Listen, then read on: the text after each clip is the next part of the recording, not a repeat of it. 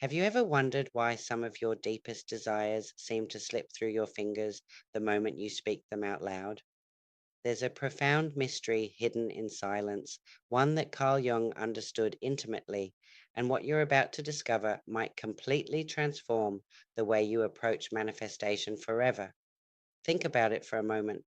How many times have you set a goal, declared it to the world, affirmed it daily, visualized it with perfect clarity, and yet somehow it remained just out of reach?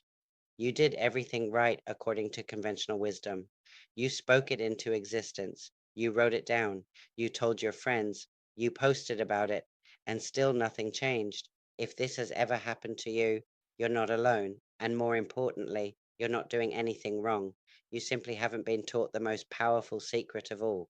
Here's what most people don't understand about manifestation, something Jung spent his entire life exploring through the depths of human consciousness. The real power doesn't live in your words. It doesn't live in your affirmations or your vision boards or your carefully crafted intentions. The real power lives in something far more subtle, far more ancient, and infinitely more effective. It lives in your state of being. Jung discovered that the unconscious mind, that vast reservoir beneath your everyday awareness, responds not to what you say you want, but to what you truly are at your core. When you speak your desires out loud, especially before they've taken root in your inner world, something strange happens. You dilute their energy. You expose them to doubt, to questioning, to the projections of others who don't live inside your vision. Without realizing it, you begin operating from a frequency of proving rather than being. You start defending your dream instead of embodying it. The moment you feel the need to justify what you want, you've already stepped out of the state where manifestation actually occurs. Jung taught that the psyche works through symbols, archetypes, and the silent language of the unconscious. The universe doesn't respond to your words or even your conscious thoughts.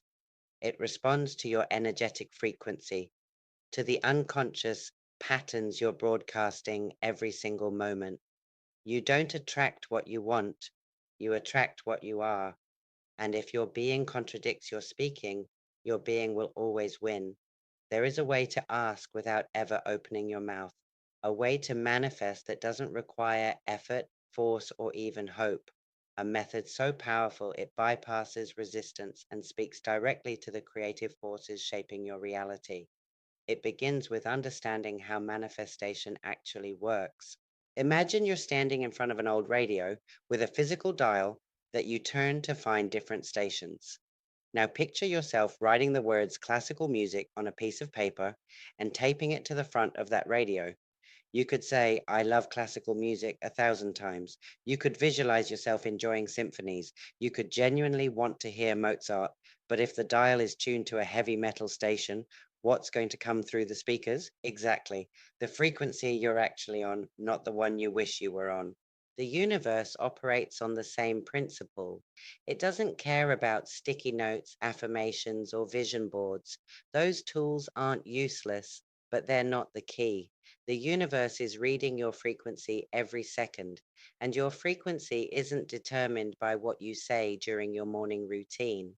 It's determined by your dominant state, by who you are when nobody's watching, by the thoughts running through your mind in ordinary moments, when you're stuck in traffic, washing dishes, or lying awake at night. That version of you, the one behind the scenes of your public declarations, is what creation responds to. Your internal dial is always broadcasting, and reality simply plays back whatever station you're tuned to. This is where real transformation begins. Not in the moment you set the goal, but in the moments between, in the mundane rhythm of daily life. Jung understood that the unconscious mind doesn't distinguish between what you consciously want and what you unconsciously believe you are. It only knows the frequency you're holding, and it manifests accordingly. Most people think they have a manifestation problem when they actually have a focus problem. Their energy is scattered across a dozen desires.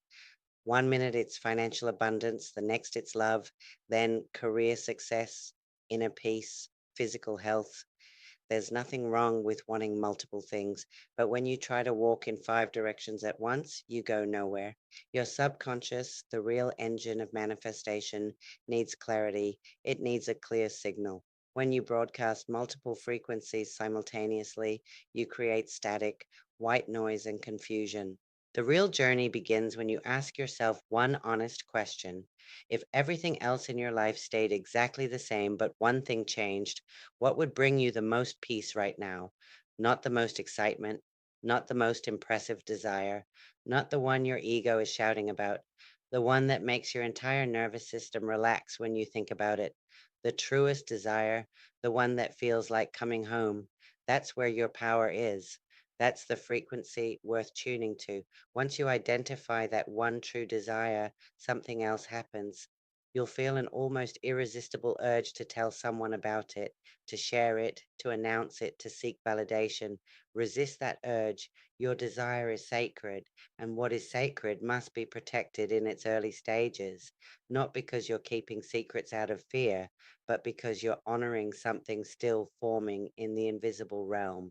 When you plant a seed in soil, you don't dig it up every day to show people how it's growing. You don't pull it out to prove it's real. You protect it. You let the roots deepen in darkness and silence. The same principle applies to your desires. When you speak your vision into the wrong atmosphere, into conversations with people who don't live inside that vision, something shifts. They may ask how you'll do it, whether it's realistic, whether it sounds too hard, and without realizing it, your energy changes. You begin defending and justifying. The moment you feel the need to prove your desire, you've left the state where it can manifest. Jung pointed to this in his work on the psyche. The unconscious doesn't respond well to external interference during incubation. Your desire needs time to take root in your inner world before it can survive the projections of others. Keep it to yourself for now. Let it grow strong in the sacred silence of your own consciousness. Then comes the real transformation. You must step into the state, not imagine it from a distance, not hope for it, not visualize it as something separate from you playing on a mental screen. You must relocate your awareness to the version of you who already has this desire fulfilled. This is not just mental, it's a full body shift. Close your eyes and take a breath. Not just any breath, but the breath of someone who already has what they want. Slow, unhurried, certain. Notice how your shoulders soften, how your jaw unclenches, how a subtle relaxation moves through your nervous system. The version of you who already has this desire doesn't walk around anxious. They're not checking for signs. They're not wondering if it will happen. They simply are. That state of being, that frequency, is what you're stepping into. Most people misunderstand this part. They think stepping into the state means creating some euphoric, magical feeling. They expect fireworks. But the real secret is that it needs to feel normal, not dramatic, not extraordinary, just natural, like putting on a favorite sweater that fits perfectly. When you assume the feeling of the wish fulfilled, you're not pretending, you're allowing yourself to rest in quiet certainty. It's the difference between a child anxiously waiting for gifts and a child calmly playing with something they already have. Your subconscious doesn't create based on what you desperately want. It creates based on what you've accepted as real. And acceptance feels like peace, like a quiet yes that settles deep in your bones. When you live in the end, not as a technique, but as a genuine state, something shifts in your consciousness. You're no longer operating from lack or striving, you're operating from wholeness. That shift in frequency activates the unseen mechanisms of creation. The subconscious doesn't respond to begging, deadlines, or constant monitoring. It responds to state. When your state quietly declares, "This is who I am," reality begins reflecting that back to you, not because you forced it, but because you aligned with it at the deepest level of your being. Here's where many people derail themselves. They step into the state, feel the shift, and then immediately jump out by checking their phone, checking their bank account, scanning the external world for proof. Every time you check, you declare energetically, "I don't have this yet. I'm still waiting." You've left the house you just moved into. Jung's exploration of the psyche revealed that you don't manifest through force or repetition. You manifest through residency. You move in emotionally and energetically, and then you stay there, not with tension, but with calm conviction. Think about something you already have and take for granted. You don't affirm it or visualize it. You simply live it. That's the frequency you're aiming for with your desire. The version of you who already has it isn't scanning the horizon.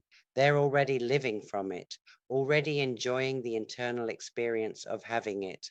That's what changes how reality responds. When you stop chasing and become the place where everything arrives, something profound shifts in the invisible architecture of your life. Jung called this persistence in assumption. It's not about repeating affirmations endlessly, it's about how deeply you inhabit your new state. The moment you aligned your frequency with having rather than wanting, you set unseen forces into motion. Your only job now is to stay there, to walk through your days in the vibration of already having, even when the external world hasn't caught up yet. And it will catch up, not through effort, worry, or checking, but through unwavering alignment with what already exists in consciousness. This is the journey Jung pointed toward all along, not a journey of doing more, but a journey of being more fully who you already are at the level of consciousness. If something shifted inside you as you moved through this, that's not an accident. You're exactly where you need to be. What we've explored here is only the beginning of understanding how powerful your inner world truly is. Memory full responses may feel less personalized. Upgrade to